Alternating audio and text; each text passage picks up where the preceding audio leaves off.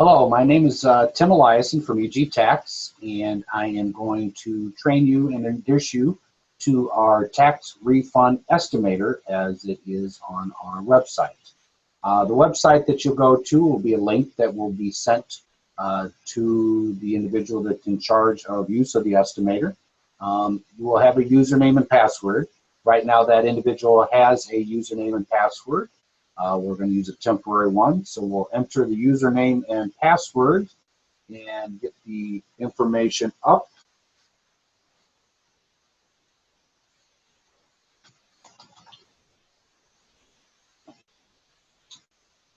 Once you log into the estimator, you will see this screen. Okay, this is the screen where we will answer all the questions on everything. Each one of the questions has the ability to do different things. You'll see a question that you'll have that you answer. You'll be able to do that. And then also at the end of each one, there'll be some that have pull-down menus that have a little caret, as I call them, and that will give you options for what you can put in that information. Not all the fields need to be completed to submit the application. But we will go through an application on a fairly standard tax return for an individual so that you can see how the tax estimator works. Okay, so we have an individual we can either pull down or directly type in. We have a 50-year-old individual, and then it asks if he's married. We will have the age of the spouse. He is also married to somebody that is 51 years old. They do a married filing joint return. Typically, you can find this on the tax status, the tax return the previous year. So if you have the tax return from the previous year and you go to the middle section, all right, so this section right here, you can see that the tax filing status will be there on the previous year's return. Okay. So you'll be able to get that information there on the tax return. If they're an individual that is somebody that is not, maybe a college student that is being claimed as somebody else on a tax return, then we will answer yes on this one. Okay, so can someone claim you as a dependent on their tax return? If you answer yes, typically that would be a college student. Okay. We're going to have 2 kids, okay?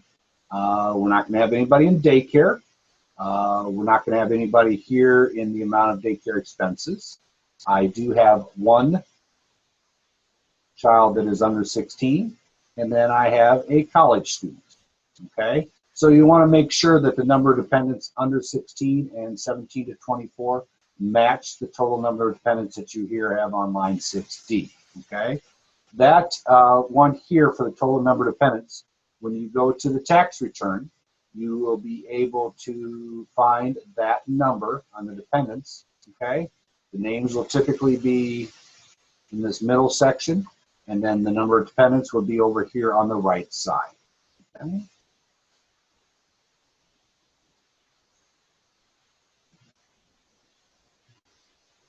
As we continue down through the form, we have year-to-date taxable wages, okay? Typically, prior to the end of the tax season, you're probably going to have to go off of something that would come off of a W-2, okay? So, here we have that W-2, okay? On that W-2, we have a couple different things, okay?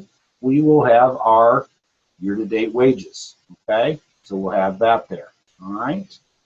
We will also have all the federal and state withholding, okay? So those will be there, all right? So you can see the federal and state withholding on that side. So those will be areas that you would pull that information from. Okay. All right. Okay. So in this case, we have an individual that's going to have made $50,000. Okay. Our spouse is going to have no income. Withholding, Typically, that will be in the box there as we showed you on the pay stub. So we will have year-to-date withholding from their pay stub, or if they have a W-2 from the previous year, or if it's after the first year, they may have a W-2 from the current year. But right now, we're just going to use a 10% figure. Okay?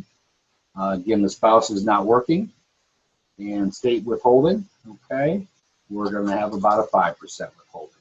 All right? Unemployment, no unemployment here, but typically you would be able to see the unemployment determination letter. They would probably want to bring that in, or they would be able to tell you how many weeks of unemployment they got during the year. Business profit and loss. Typically, these are done on a Schedule C, but for these purposes, what we want to do is find out what their gross income is on their self-employment and then subtract their expenses. So if I have an individual that has $10,000 in gross income from their self-employment or business, and they tell me that they have $2,500 in expenses, I would enter $7,500 here. Okay? All right. The spouse had none. Interest and dividends, typically we would see those if somebody has investments, or they might have a very large bank account, or CDs that they cash in. Okay? Long-term gains and losses, and short-term, if that's somebody that sells stock. If somebody buys and sells stock, you would be able to get their gains on that from an investment statement. Okay? If somebody takes money out of an IRA, you want to make sure that you ask how much that is and what type of IRA that is, but ask for the distribution out of that IRA. Also, gross Social Security. This is, again, before any taxes are taken out. Typically, only federal taxes will be taken out of Social Security, but you need to know the gross amount of Social Security. Okay? Miscellaneous income, if somebody is a gambler or has cancellation of debt from credit cards or student loans, you'd want to put that information here. Most individuals, unless they own a home, are going to be under the standard deduction. So you would answer yes to do you take the standard deduction. If they answer no, you'd want to ask them what their medical expenses were, if they pay property taxes and school taxes, what their mortgage interest is, what contributions they make to church or other charities, and do they have any out-of-pocket business expenses that have not been reimbursed by an employer. Okay? We have a case here that we have a child attending college, and we're going to put on there that he spent $10,000 out of pocket in tuition. We'll be able to do the calculations once you submit the application as far as to what that education credit may be based on that tuition out of pocket. Okay? The student loan interest, if somebody's paying on student loans, we need to know how much interest they are paying.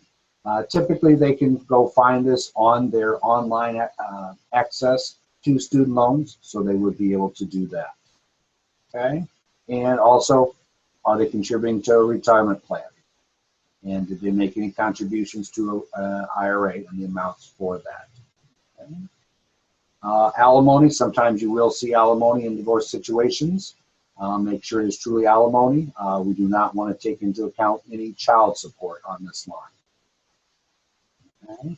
And estimated payments. Typically, people that have self-employment profits will pay estimated payments to the federal and the state, so you can ask what amount they are.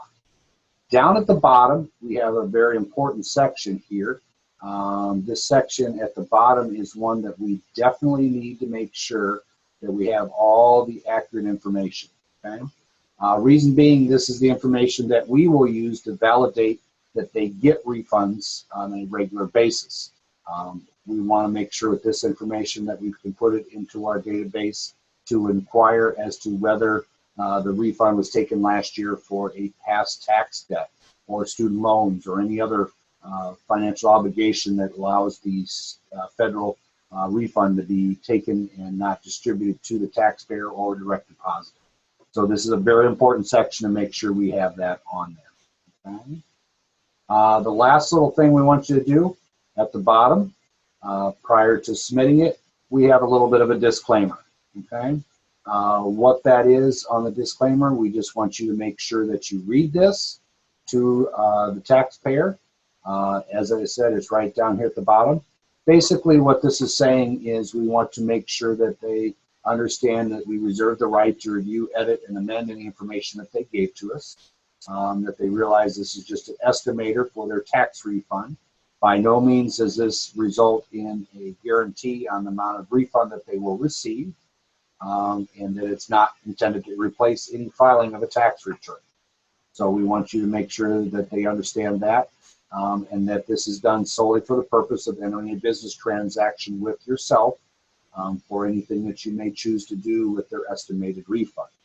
We also said that they, by completing this estimator with you and submitting it, that they have not knowingly altered or misled you or EG Tax to affect the results of this and what they may receive.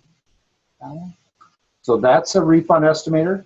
Once you're done with it, we will be able to have you submit the application, okay?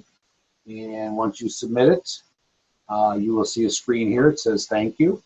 That will be emailed directly to myself or the individual that will be calculating the refund for you based on the information that you supply, and then we will be able to contact you very quickly with what we estimate the refund and verification that they are receiving any refund. If you have any questions, again, my name is Tim and my last name is Eliason.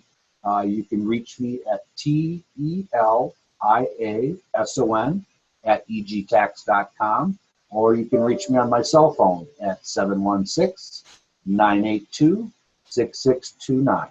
Thank you.